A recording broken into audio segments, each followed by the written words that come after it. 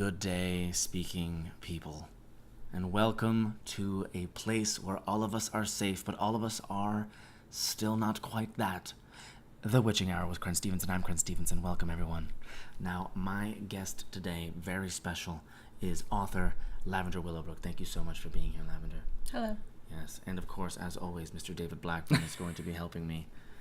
Because, you know, when just like the bird that sits upon the tree branch, why would you ever want him to fly away, you know? But, Miss Willowbrook, we are here to discuss your latest work of fiction, which is just really, really reigniting the children's market, which, when I first read this book, your new book, would you like to tell people a little bit about it and what inspired you to write it? Yes. So the new book is called Living with Demons. Though it may be called Living with Demons, it is indeed about monsters. They are about real demons that we all face, but they are kind of metamorphosized as monsters that are friendlier to the children, except they're not friendly monsters. They are horrifying creatures. Yes. Absolutely. Just like the demons that live inside of all of our minds, is the way I interpreted this. Mm-hmm. Now, when did this idea has existed for some time? I remember seeing you at a book convention where you were speaking about how you wanted to roll onto this book. I think that was maybe about 7 years ago to the day. Yes. Now, finally, you wrestled a few demons of your own in order to be able to capture them in these pages. Is that not the case? Oh, yes, definitely. So, I mean, I had... Not like any of us had a perfect upbringing, but I did have some traumatic events happen within my childhood, and everyone told me I should go to therapy or talk to someone. But, you know, instead of doing those things, I kept to myself, kept very quiet, and decided that I didn't want to share any of this with anyone. So it was all going to go into my book. That is indeed a children's book for children. I would like to think smarter children, mature children. Yes. So, you know, just anything that I would have told to a friend or a therapist or... I don't know, someone who would listen to me.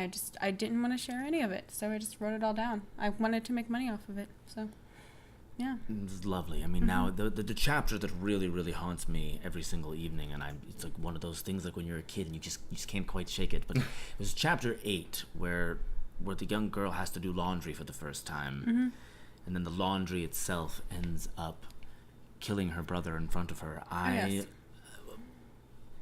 Does the brother actually die, or because it felt like maybe that was just a metaphorical death and he never quite, and I hate to spoil this for the viewers. I mean, I don't want to, so feel free to backtrack any of this, and if we need to, we'll remove it from the video. But was he gone, or is he still with us? I mean, I would like to think of it as a more literal death, because I did indeed watch my brother die in front of me, so that does have reflects my childhood.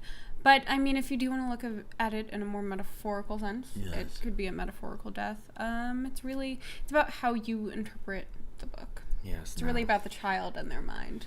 Yes, because, I mean, laundry is something I've always perceived to be a monster.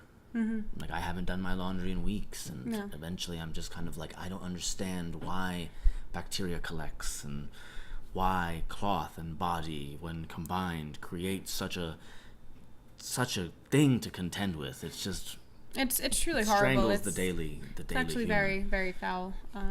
But certainly it is a thing that exists in life. So yeah. Now, the foreword of this novel is written by one Mr. David Blackburn. Now, he sets you up quite well in the book. Now, some would say that it's almost like he was not necessarily passing the baton, but more so, volleying the tennis ball back over the web of nightmares. I think the way that we put it when we were getting lunch at Amandine that time was, the Olympic torch is heavy, so I'm just going to let it rest for a second. And who better to hold on to it for a little bit? And Lavender. Now, Lavender, is that your birth name? Yes. That is your birth name? Yes. Lovely. Not that I doubted it was. No. It's a real name. It is a name that people have. The first Lavender I've met, and hopefully the last I've met. If I meet another one, I'll say, that's not your. Get out. Probably have them killed. Yeah. Yes, definitely, and write the next book of yours with their blood, perhaps, as the ink. Oh. Are you working on anything, rolling onto any particular stories right now? Yes, I do have a few projects on the back burner. I don't want to say too much about them. Artistic integrity. Don't want anyone to steal my ideas. Yes. So I might just keep those to myself for a little bit. But I would love to come speak with you Please. about them when they are. Absolutely. Yes. And hey, if you ever want to write a book called The Back Burner about someone who burns people on the back, hey, that's your idea. You take it. You leave it.